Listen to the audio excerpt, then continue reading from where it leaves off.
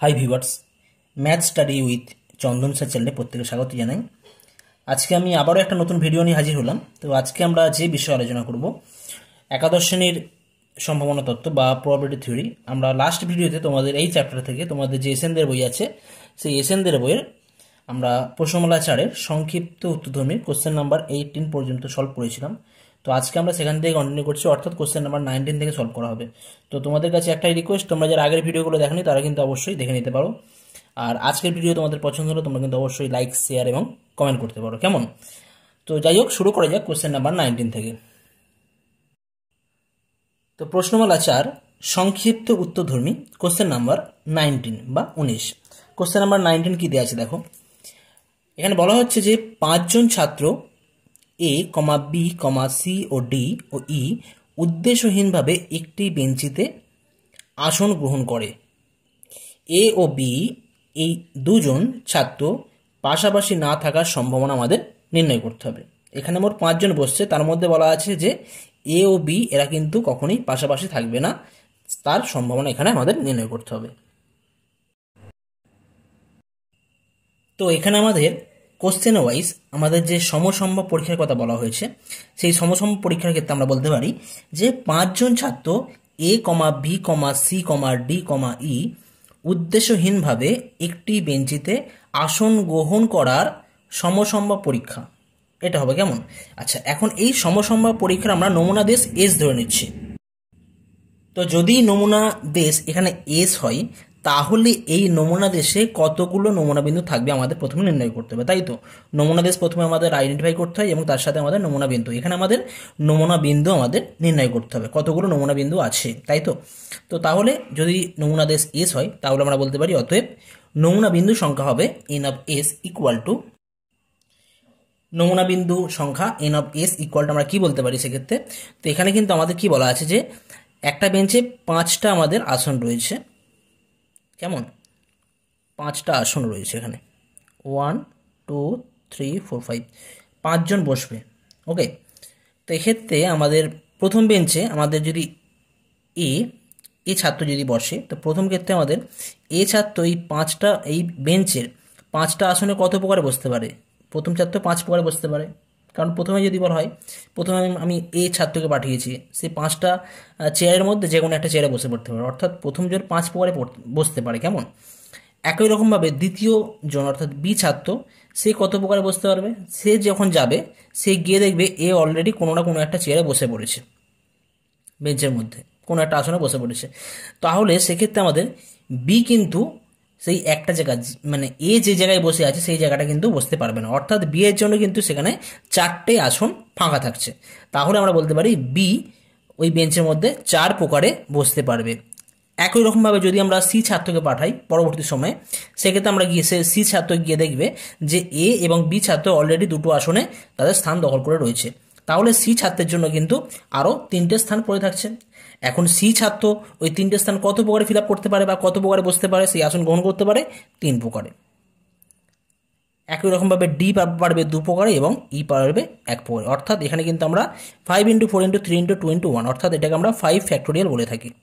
অর্থাৎ এখানে নমুনা বিন্দুর সংখ্যা কত হয়ে যাবে? আমাদের নমুনা বিন্দুর সংখ্যা হয়ে যাবে 5 ফ্যাক্টোরিয়াল, কেমন? নেক্সট আমাদের কোশ্চেনে বলা আছে যে তাহলে এ ও বি এই 2 জন ছাত্র পাশাপাশি না থাকার সম্ভাবনা নির্ণয় করতে হবে। তো এক্ষেত্রে করার আগে আমরা কি করব, যে ধরে নেব যে এ ও বি এই 2 জন ছাত্র পাশাপাশি থাকার ঘটনা এক্স দ্বারা সূচিত হয়, কেমন? তাহলে এ ও বি এই 2 জন ছাত্র পাশাপাশি না থাকার ঘটনা এক্স কমপ্লিমেন্ট দ্বারা সূচিত হবে। তো আমরা প্রথমে কি করব, এই এক্স ঘটনার প্রবাবিলিটি নির্ণয় করব এবং পরবর্তী সময়ে এক্স কমপ্লিমেন্টের প্রবাবিলিটি নির্ণয় করব, কেমন? তো আমরা এখন দেখে নিই যে এই এক্স ঘটনার সঙ্গে সম্পর্কিত নমুনা দেশের নমুনা বিন্দুর সংখ্যা কতগুলো থাকবে। এক্স ঘটনার অন্তর্ভুক্ত নমুনা বিন্দুর সংখ্যা N of x equal to আমরা কি বলতে পারি? এখানে অবশ্যই আমাদের বলা আছে যে এক্স দ্বারা এ ও বি এই 2 জন ছাত্রকে পাশাপাশি থাকার ঘটনা বলা হয়েছে, কেমন? তো সেক্ষেত্রে আমাদের আমরা কি করব, এ ও বি কে আমরা একসাথে ধরবো, এ ও বি কে আমরা একসাথে একটা ছাত্র ধরবো, বাকি সি ডি এদেরকে আমরা আলাদা আলাদা ছাত্র ধরছি। অর্থাৎ যদি আমরা এ ও বি কে একসাথে আমরা একটা ছাত্র ধরি আর বাকি সি ডি ই কে আমরা আলাদা আলাদা ছাত্র ধরি, সেক্ষেত্রে মোট ছাত্র সংখ্যা কত হয়ে যাচ্ছে তখন? একটা, দুটো, তিনটে, চারটে। অর্থাৎ এ ও বি যদি একসাথে আমরা ছাত্র ধরি তাহলে আমাদের এক্ষেত্রে ছাত্র সংখ্যা হয়ে যাচ্ছে আমাদের 4টি ছাত্র সংখ্যা হয়ে যাচ্ছে। অর্থাৎ এখন তাহলে আমরা কি কাউন্ট করব? এই 4টি বা 4জন ছাত্র কত প্রকারে ওই বেঞ্চের মধ্যে স্থান দখল করতে পারে সেটা আমরা কাউন্ট করব। তো আগের মতনই তোমরা দেখেছো যে 5জন ছাত্র 5টা আসনে কত প্রকারে স্থান দখল করতে পারে সেটা তোমরা অলরেডি পেয়েছো, যে সেক্ষেত্রে 5 ফ্যাক্টোরিয়াল উপায়ে। তো এখানে 4জন ছাত্র আছে, তো 4জন ছাত্র কত প্রকারে আমাদের স্থান দখল করবে? এখানে কিন্তু অবশ্যই 5টা আসনই ছিল, কিন্তু আবার যেহেতু আমরা এবিকে আমরা একসাথে ধরে নিয়েছি তার মানে আমরা কিন্তু এখন 4টে আসনের কথা ভাববো। তো 4টে আসন রয়েছে আর 4জন ছাত্র আছে। 4টে আসন 4জন ছাত্র কত প্রকারে ফিল আপ করতে পারে বা কত প্রকার আসন গ্রহণ করতে পারে? আগের মতনই যদি এবি যাই, প্রথমবারে এবি ছাত্রকে পাঠানো হয় তাহলে এবি ছাত্র কিন্তু এই 4টি আসনের মধ্যে কিন্তু 4টে আসন যদি আমি এখানে করে রাখি 1 2 3 4, 4টে আসনের মধ্যে 4 প্রকারে ফিল আপ করতে পারবে। একই রকমভাবে সি ছাত্রকে যদি পাঠানো হয় তাহলে সি ছাত্র 3 প্রকারে এবং ডি ছাত্র 2 প্রকার ও ই ছাত্র 1 প্রকারে ওই আসন গ্রহণ করতে পারবে। অর্থাৎ সেক্ষেত্রে আমাদের যদি আমরা এ ও বি দুইজন ছাত্রকে আমরা পাশাপাশি রাখি, সেক্ষেত্রে আমাদের বাকি ছাত্র এবং এবি ছাত্র একসাথে রাখলে তারা 4 ফ্যাক্টোরিয়াল উপায় কিন্তু স্থান দখল করতে পারবে। আচ্ছা, এখন একটা বিষয়, এখানে এবির জন্য কিন্তু আমরা 4 ফ্যাক্টোরিয়াল বলেছি। একই রকমভাবে কিন্তু যদি আমরা বি এর কথা বলি, বি একে যদি আমরা একসাথে রাখি সেক্ষেত্রে কিন্তু আমরা সি আর ডিকে আলাদা আলাদা ধরলে সেক্ষেত্রেও কিন্তু আমরা 4 ফ্যাক্টোরিয়াল রূপে কিন্তু ছাত্ররা তাদের স্থান দখল করতে পারবে। ওকে, অর্থাৎ টোটাল কিন্তু এ ও বিকে যদি আমরা এই দুইজন ছাত্রকে পাশাপাশি রাখি সেক্ষেত্রে তাদের যে ঘটনা আছে সেই ঘটনা নমুনা বিন্দুর সঙ্গে কিন্তু আমাদের টোটাল 4 ফ্যাক্টোরিয়াল প্লাস এই 4 ফ্যাক্টোরিয়াল হয়ে যাবে। কেমন? অর্থাৎ 2 ইন্টু 4 ফ্যাক্টোরিয়াল হয়ে যাচ্ছে এখানে, 2 ইন্টু 4 ফ্যাক্টোরিয়াল। এক্স ঘটনার অন্তর্ভুক্ত নমুনা বিন্দুর সংখ্যা হয়ে যাচ্ছে n of x equal two 2 into 4 factorial. Next আমরা কি করব?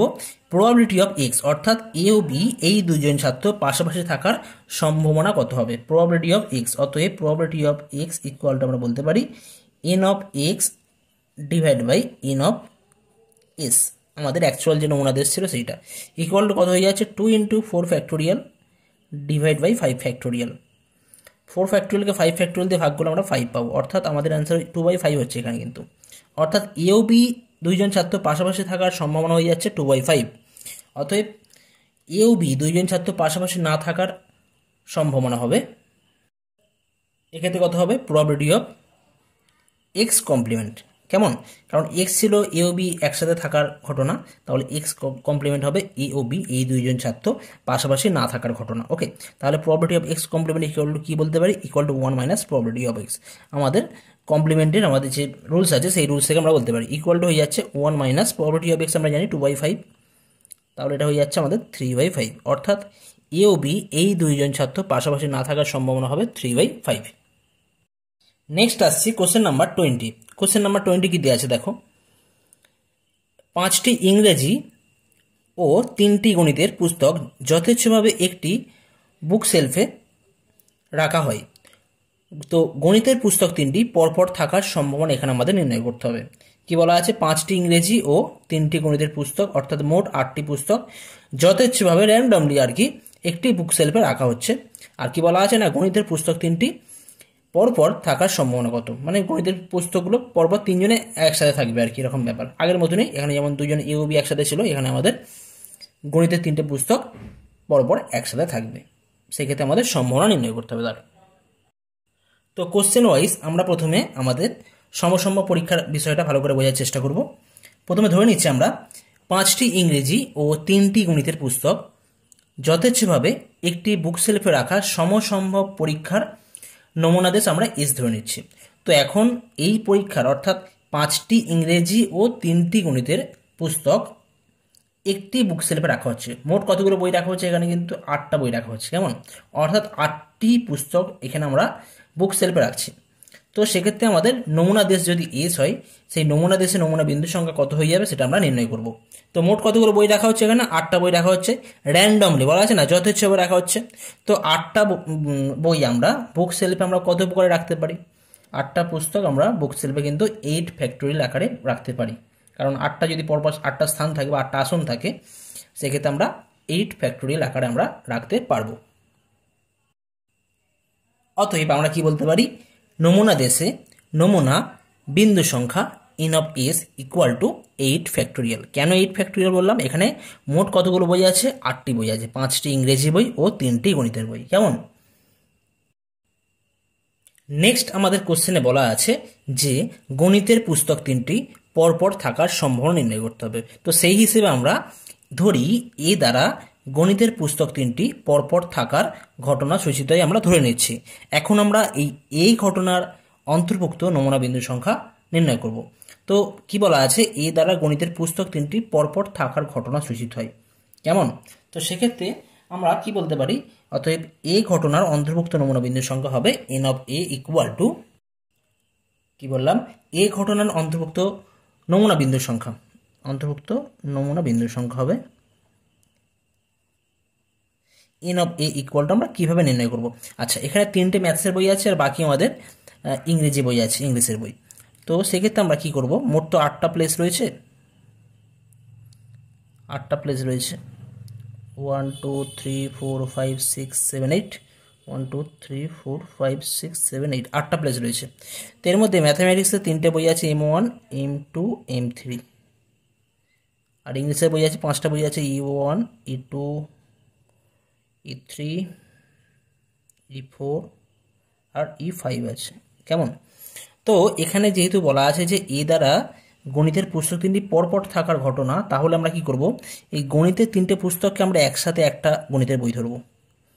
গণিতের 3টে পুস্তককে আমরা একসাথে একটা গণিতের বই ধরতে পারি, আর বাকিগুলোকে আমরা আলাদা আলাদা একটা বই ধরছি, ইংলিশের বইগুলোকে। তাহলে সেক্ষেত্রে আমাদের মোট বই সংখ্যা কতগুলো হবে, যখন আমরা গণিতের 3টে পুস্তককে আমরা 3টেকে একসাথে আমরা একটা বই ধরব এবং বাকি যে ইংলিশ বইগুলো আছে সেগুলোকে আমরা আলাদা আলাদা নিচ্ছি, সেক্ষেত্রে আমাদের মোট বই সংখ্যা কত হয়ে যাবে, 1 2 3 4 5 6, 6টা বই হচ্ছে। কেমন? আচ্ছা, তাহলে এই 6টা পুস্তক কিন্তু আমাদের বুক সেলফে কত প্রকার আমরা রাখতে পারি, 6টা পুস্তক কিন্তু বুক সেলফে আমরা 6 ফ্যাক্টোরিয়াল আকারে আমরা রাখতে পারি, তাই না? কখন? যদি আমরা 3টে গণিতের পুস্তককে আমরা একসাথে ধরে নিই। কেমন? আচ্ছা, এটা কখন হলো, যদি আমরা M1 এর সাথে M1 এর ঠিক পরে M2 কে রাখি এবং M2 ঠিক পরে আমরা M3 কে রাখি। এটা তো এমনও হতে পারে যে M2 আগে, তারপরে M1 আছে, তারপরে M3 আছে, এরকম হতে পারে, আগে পরে হতে পারে, তাই না? অর্থাৎ এই 3টে বস্তুর নিজেদের মধ্যে কত প্রকারে কিন্তু ইন্টারচেঞ্জ করতে পারে, 3টে বস্তু নিজেদের মধ্যে কত প্রকারে ইন্টারচেঞ্জ করতে পারে, মানে তাদের যে 3টে প্লেস রয়েছে, 1 2 3টে প্লেস, এই 3টে প্লেসে এই 3টে গণিতের বই কত প্রকারে থাকতে পারে, সেটা কিন্তু 3 ফ্যাক্টোরিয়াল আকারে থাকতে পারে, সেটাও কিন্তু আমাদের এখানে কিন্তু রাখতে হবে। কেমন? কারণ এই একটা মানে এই যে 6 ফ্যাক্টোরিয়াল কখন হচ্ছে আমাদের, যদি আমরা একটা গ্রুপ করি, এরকম আরও অনেক গ্রুপ হতে পারে, M2 M1 M3 হতে পারে, M3 M1 M2 হতে পারে, এরকম হতে পারে, অর্থাৎ ঠিক আছে।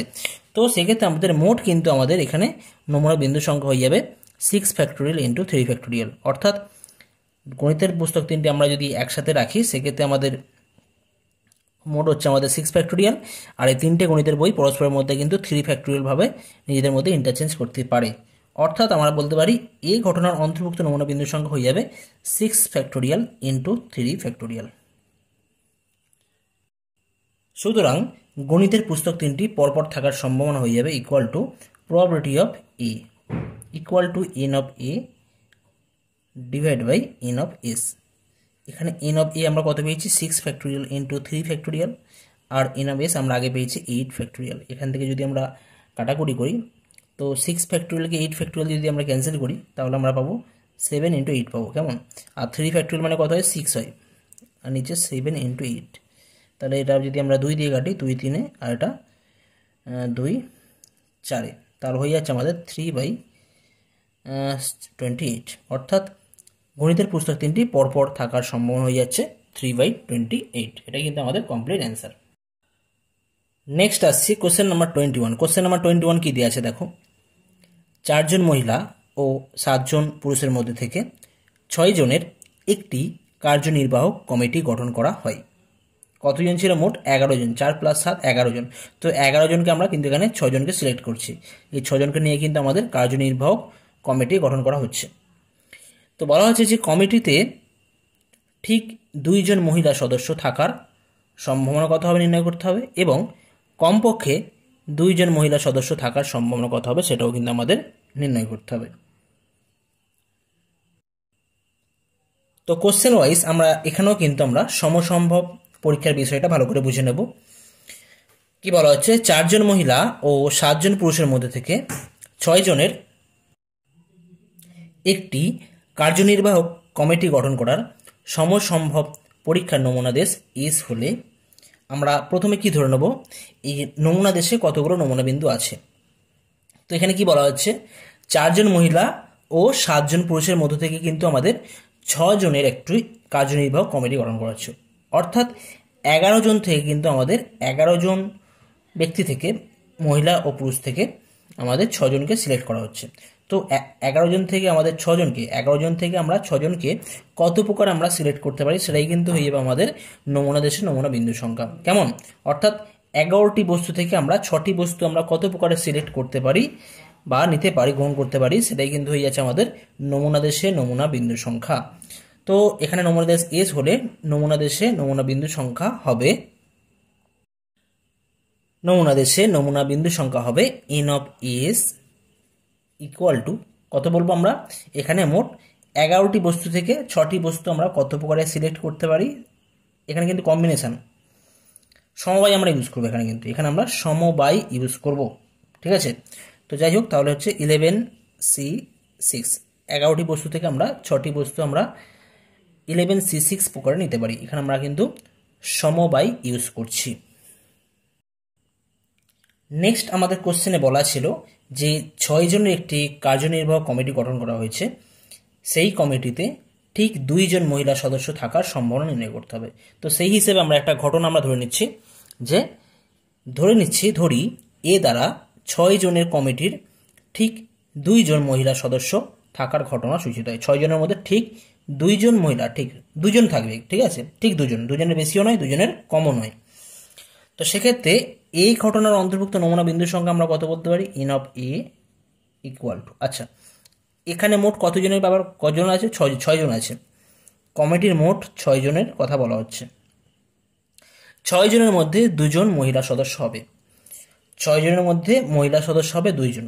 তো এখন মহিলা মোট কতজন ছিল, মহিলা মোট অ্যাকচুয়ালি ছিল 4 জন।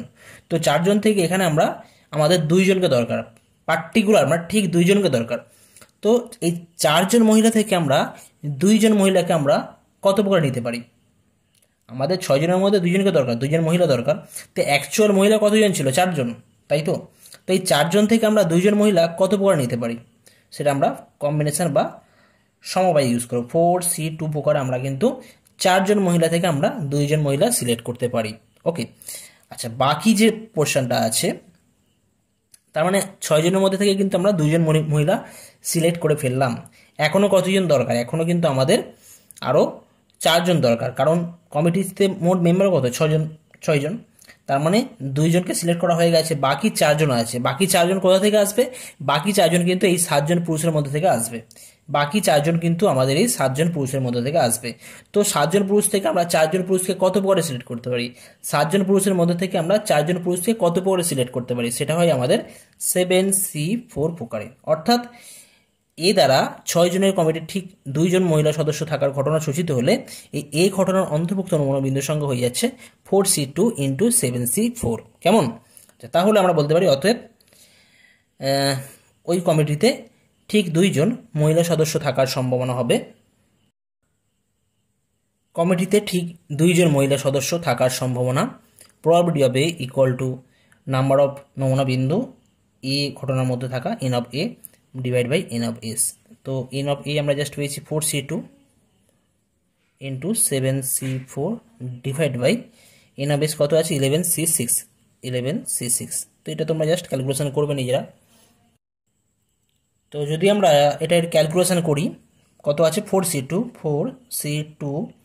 ইন্টু 7C4 ইকুয়াল টু 210 আর নিচে আছে আমাদের 11C6 করলে পাবো 11C6, এটা হচ্ছে আমাদের 462 এটাকে যদি আমরা ফ্র্যাকশনে রাখি 210 ডিভাইড বাই 462 এটাকে যদি আমরা ফ্র্যাকশনে রাখি 5/11 পাবো, 5/11 হয়ে যাচ্ছে, 5 ডিভাইড বাই 11। অর্থাৎ এখানে কি বলবো আমরা, ওই কমিটিতে ঠিক 2 জন মহিলা সদস্য থাকার সম্ভাবনা হবে 5/11। কেমন? আচ্ছা, নেক্সট আমাদের রোমান 2 আছে। রোমান 2তে বলা হচ্ছে যে কমপক্ষে 2 জন মহিলা সদস্য থাকার সম্ভাবনা নির্ণয় করতে হবে। কমপক্ষে 2 জন মহিলা সদস্য, 6 জনের মধ্যে কমপক্ষে 2 জন। তো এক্ষেত্রে আমরা প্রথমে কিভাবে করব এটা, ধরি বি দ্বারা কমিটিতে কোনো মহিলা না থাকার অথবা কমিটিতে ঠিক একজন মহিলা থাকার ঘটনা সূচিত হয়, এটা আমরা ধরে নিচ্ছি।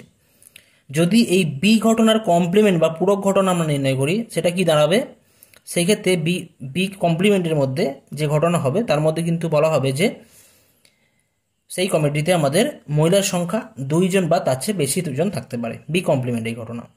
তো আমরা এখানে কি করব, বি ঘটনার সম্ভাবনা নির্ণয় করব এবং সেখান থেকে আমরা বি কমপ্লিমেন্টের সম্ভাবনাও পেয়ে যাব। কেমন? তো যাই হোক, তো এখানে কি বলা হচ্ছে যে বি দ্বারা কমিটিতে কোনো মহিলা না থাকার অথবা কমিটিতে ঠিক একজন মহিলা থাকার ঘটনা সূচিত হয়। তাহলে সেক্ষেত্রে আমরা কি করব, এখন এই বি ঘটনার অন্তর্ভুক্ত নমুনা দেশে নমুনা বিন্দুর সংখ্যা নির্ণয় করব। অতএব কি বলতে পারি, বি ঘটনার অন্তর্ভুক্ত নমুনা দেশে নমুনা বিন্দুর সংখ্যা এন অফ বি কত হবে আমরা নির্ণয় করব। তো কি বলা আছে এখানে, অথবা কত বলা আছে, তো তার মানে এখানে কিন্তু এই বি ঘটনার মধ্যে কিন্তু দুটো ঘটনা আছে এবং দুটো ঘটনা কিন্তু পরস্পর অথবা দ্বারা কিন্তু এখানে যুক্ত আছে। অথবা বলতে কিন্তু এখানে ইউনিয়ন ব্যাপারটা থাকছে, ইউনিয়ন, অথবা বলতে এখানে কিন্তু ইউনিয়ন ব্যাপারটা থাকছে। আর কি আছে না, এখানে আমাদের সমষ্টি বিষয়ক যে উপপাদ্য আছে, অর্থাৎ probability of A union B equal to probability of A plus probability of B. তো সেই বিষয়টা কিন্তু এখানে কিন্তু রিলেটেড, অর্থাৎ দুটো ঘটনা এখানে ইন্ডিপেন্ডেন্ট। অর্থাৎ এখানে অথবার জন্য কিন্তু এই যে দুটো ঘটনা, অর্থাৎ মহিলা না থাকার, অ্যাকচুয়ালি বি ঘটনার মধ্যে কিন্তু দুটো ঘটনা আছে, একটা হচ্ছে মহিলা না থাকার ঘটনা আর একটা হচ্ছে কমিটিতে ঠিক একজন মহিলা থাকার ঘটনা। ওকে, তো এই দুটো ঘটনার যে নমুনা বিন্দুর সংখ্যা সেটা আমরা মাঝখানে প্লাস সাইন ইউজ করে করব অথবার জন্য। কেমন? তো আচ্ছা, এখন কমিটিতে কোনো মহিলা না থাকার ঘটনা, না থাকার যে ঘটনা, সেই তার অন্তর্ভুক্ত নমুনা বিন্দুর সংখ্যা কতগুলো হবে সেটা আমরা প্রথমে নির্ণয় করব। তো মোট কতজনকে সিলেক্ট করা হচ্ছে, 6 জনকে সিলেক্ট করা হচ্ছে এখানে। তো আমরা কি করব, 6 জনের 6 জনকে কিন্তু আমরা পুরুষদের থেকে নেব, কোনো মহিলা থেকে নেব না। কমিটি থেকে মোট তো 6 জনকে সিলেক্ট করা হচ্ছে, তো 6 জনের 6 জনকে আমরা যদি পুরুষ থেকে সিলেক্ট করি তাহলে কিন্তু কোনো মহিলা থাকবে না। অর্থাৎ এখন পুরুষ কতজন আছে, 7 জন আছে। তো 7 জন থেকে আমরা 6 জন পুরুষকে কত করে নিতে পারি, 7C6 পরে। অর্থাৎ এই যে নমুনা বিন্দু সংখ্যা এর মধ্যে কিন্তু কোনো মহিলা থাকবে না। ওকে, আচ্ছা, নেক্সট আছে কমিটিতে ঠিক একজন মহিলা। কমিটিতে ঠিক একজন মহিলার কথা বলা হচ্ছে। তো কমিটিতে ঠিক একজন মহিলার ক্ষেত্রে মোট তো এখানে তো 6 জনকে সিলেক্ট করা হচ্ছে, তার জন্য একজন মহিলার কথা বলা হচ্ছে এখানে, ঠিক একজন মহিলা থাকবে। তো মোট মহিলা কতজন রয়েছে, মোট মহিলা 4 জন রয়েছে। তো 4 জন মহিলা থেকে আমরা একজন মহিলাকে কত প্রকার নিতে পারি, 4C1 প্রকারে। এখন কমিটির সদস্য মোট কত, 6 জন দরকার, তার মধ্যে একজনকে আমরা সিলেক্ট করে ফেললাম, একজন মহিলা। বাকি 5 জন কোথা থেকে আসবে, বাকি 5 জন কিন্তু আমাদের 7 জন পুরুষের মধ্যে থেকে আসবে। ওকে, তো সেক্ষেত্রে আমরা বাকি 7C5 বলতে পারি, 5 জন ব্যক্তি আমাদের 7 জন পুরুষ থেকে আসবে। অর্থাৎ এক্ষেত্রে আমাদের মোট নমুনা বিন্দুর সংখ্যা হয়ে যাচ্ছে কিন্তু আমাদের 7C6 plus 4C1 into 7C5। এখন এটা আমরা ক্যালকুলেশন করে নেব। কেমন? তো যদি আমরা এটা ক্যালকুলেশন করি কি পাবো দেখা যাক, 7C6 প্লাস 4C1 মানে 4 হয়, ঠিক আছে, তো 4 ইন্টু রাখছি simple, R 7C5 equal to কত হবে দেখা যাক, 91 হচ্ছে, 91। এই জায়গা থেকে আমরা বলতে পারি যে ওই কমিটিতে কোনো মহিলা না থাকার অথবা কমিটিতে ঠিক একজন মহিলা থাকার সম্ভাবনা হচ্ছে probability of B equal to কত হবে, n of B divide by n of S. তো এন অফ বি কত আছে, 91, আর এন অফ এস কত আছে আমরা পেয়েছি, এন অফ এস প্রথমেই পেয়েছিলাম 11C6, আর 11C6 মিনস আমরা জানি 462 হয়, 462। তো এইটা ইকুয়াল টু আমরা বলতে পারি 13/66, 13/66 হবে। ওকে, আচ্ছা আমাদের কোশ্চেনে কিন্তু বলা আছে যে কমিটিতে কমপক্ষে 2 জন মহিলা সদস্য থাকার সম্ভাবনা। তো এই যে বি ঘটনার কথা বলছি, এই বি ঘটনার পুরো ঘটনাই হয়ে যাচ্ছে আমাদের কমিটিতে 2 জন মহিলা সদস্য থাকার ঘটনা। অতএব কি বলবো, যে ওই কমিটিতে কমপক্ষে 2 জন মহিলা সদস্য থাকার সম্ভাবনা, কমিটিতে কমপক্ষে 2 জন মহিলা সদস্য থাকার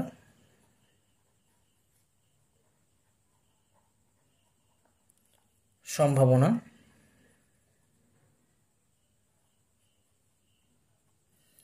ইকুয়াল টু কমপক্ষে 2 জন মানে কি, 2 জন হতে পারে, 3 জন হতে পারে, 4 জন হতে পারে, 5 জন হতে পারে, 6 জন হতে পারে, কমপক্ষে equal to probability of B complement equal to 1 minus probability of B equal to 1 minus 13/66।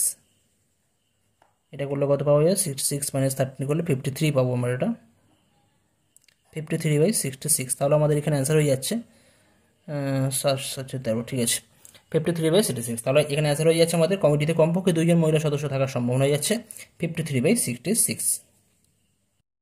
Next আসছি কোশ্চেন নাম্বার 22। কোশ্চেন নাম্বার 22 কি দেওয়া আছে দেখো, এক প্যাকেট তাস থেকে উদ্দেশ্যহীনভাবে 4টি তাস তোলা হয়। তো বলা হচ্ছে যে 2টি তাস ইস্কাবন হওয়ার সম্ভাবনা কত হবে সেটা আমাদের নির্ণয় করতে হবে। তো এই কোশ্চেনের সলিউশন তোমরা নিজেরা করবে, আমি তোমাদের জাস্ট হিন্টস দিয়ে রাখছি, কেমন। তো দেখো এখানে কি বলা আছে, এক প্যাকেট তাস থেকে উদ্দেশ্যহীনভাবে 4টি তাস তোলা হয়। তো এক প্যাকেট তাস থেকে 4টি তাস তোলার সমসম্ভব পরীক্ষার নমুনা দেশ যদি এস হয়, তাহলে এই নমুনা দেশে কতগুলো নমুনা বিন্দু থাকবে আমরা জানি N of S equal to কি বলবো। তো এক প্যাকেট তাস থেকে 4টি তাস তোলা হচ্ছে, তো এক প্যাকেট তাসে কতগুলো তাস থাকে, মোট 52টি তাস থাকে।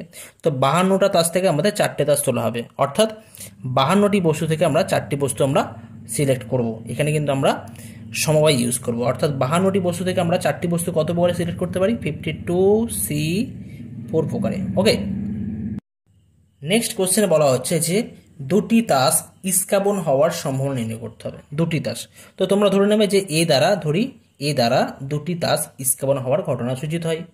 তাহলে এই এ ঘটনার অন্তর্ভুক্ত নমুনা বিন্দুর সংখ্যা কত হয়ে যাবে, এন অফ এ।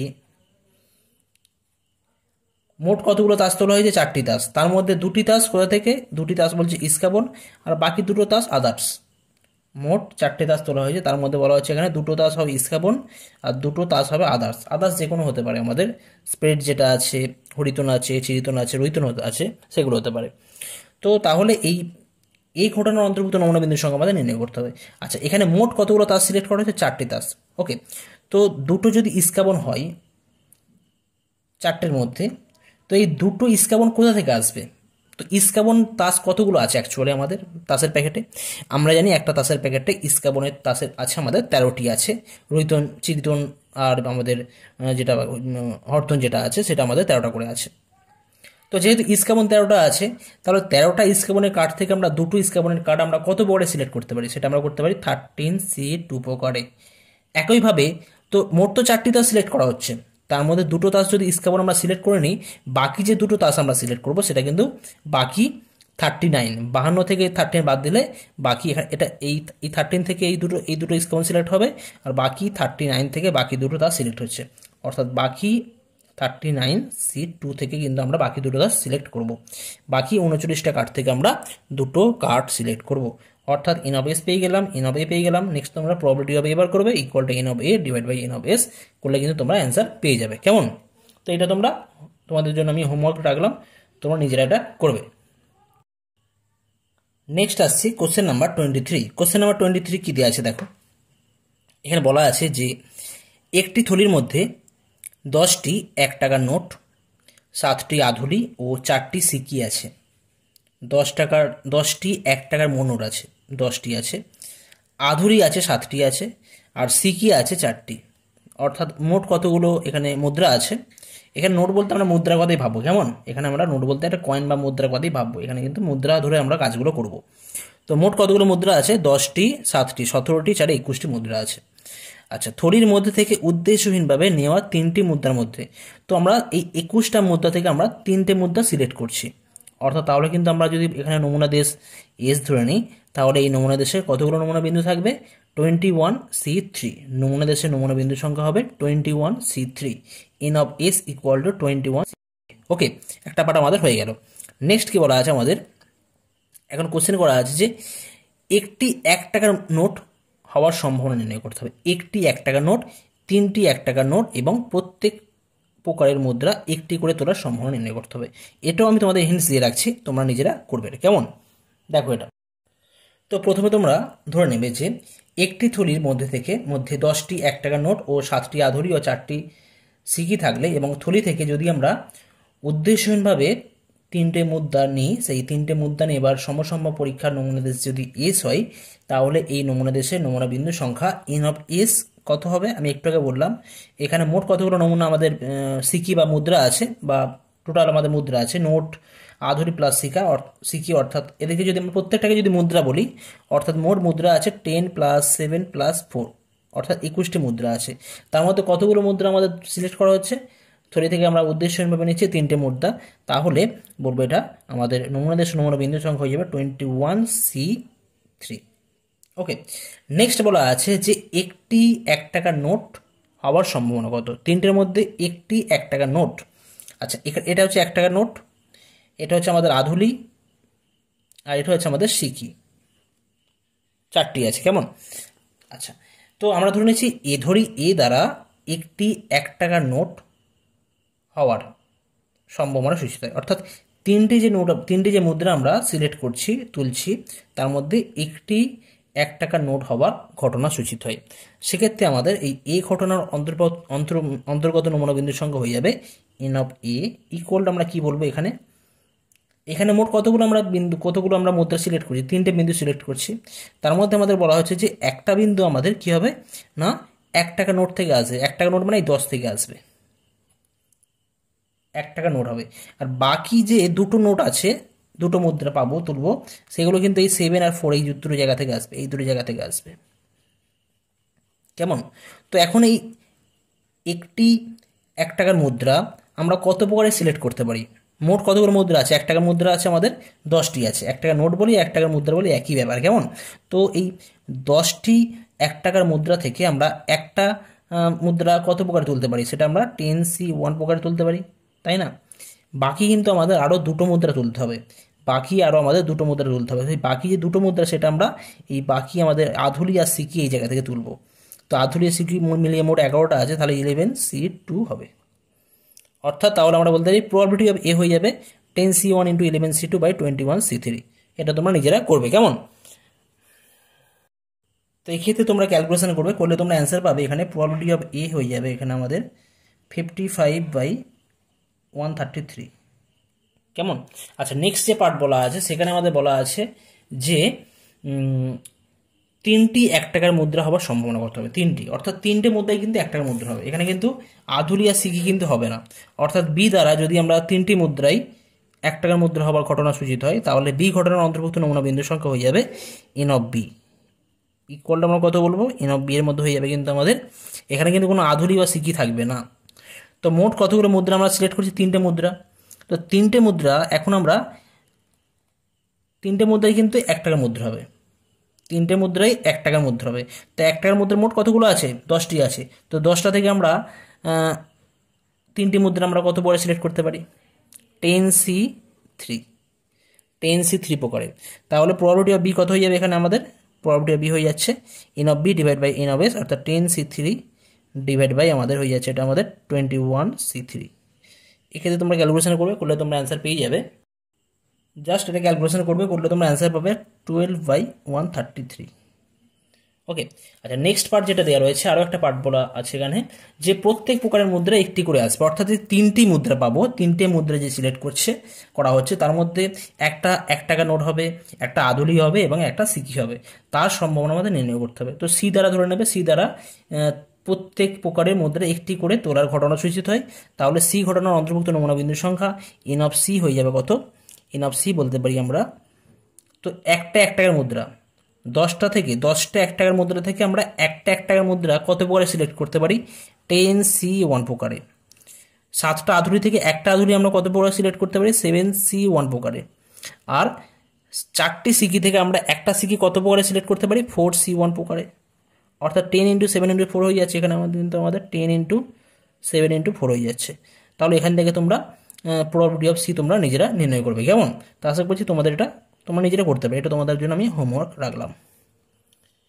তো আজকের ভিডিও আমি আর খুব বেশি লেন্থি করছি না, অলরেডি লেন্থি হয়ে গেছে। তো যাই হোক, আশা করি তোমরা বুঝতে পেরেছো। আর তোমাদের বাকি যে তোমাদের যে হোমওয়ার্ক যেগুলো দেওয়া হয়েছে, এই যে হোমওয়ার্ক, এগুলো তোমরা নিজেরা করতে পারবে। আর যদি তোমাদের একান্ত যদি কোনো ডাউট থাকে, তোমরা অবশ্যই কিন্তু আমাকে কমেন্ট করে জানাতে পারো। কেমন? তো আজকের ভিডিও তোমাদের পছন্দ হলে কিন্তু অবশ্যই তোমরা লাইকস বাটন যেটা রয়েছে সেটা তোমরা অবশ্যই কিন্তু ক্লিক করে রাখো, কারণ তোমাদের জন্য এত কিছু করা। ওকে, যাই হোক, থ্যাংক ইউ সো মাচ।